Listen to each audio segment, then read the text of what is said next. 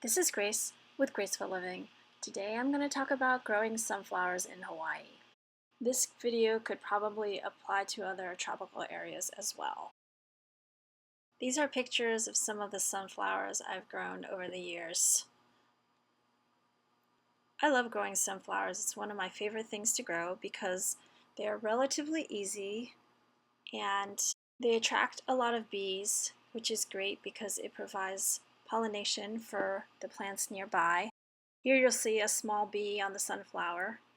The downside is once they do flower, they don't last that long, probably only a week or two at the very max. Depending on how big they grow, it takes a lot of work to take them out of the ground. Their root systems get quite established and you have to pull out a bunch of other things as well. It's always rather sad when I have to pull out the sunflower. Generally what I try to do now is cut off the head of the sunflower when I realize that it's been pollinated. You know this because it'll start sort of leaning over, not looking as good as it used to. What'll happen if you don't remove the head at that point is the birds will get all of the seeds. When I first started growing sunflowers, I didn't realize that the sunflowers had gone to seeds, and the birds would end up getting most of the seeds before I realized it. This is the head of a sunflower I took off, and as you can see here, the sunflowers have the flowers on top, and then tucked behind the seeds are sort of underneath. And they're not readily obvious. So I'm going to show you another sunflower head that I took off.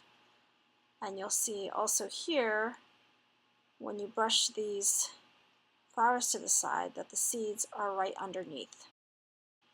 So I like to take these sunflower heads off before the birds get most of them, and that way I can use the sunflower seeds to grow sprouts.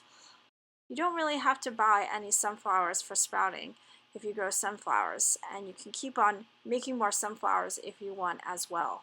Something else of note is that the more water that you use to water the sunflower, the taller it will be.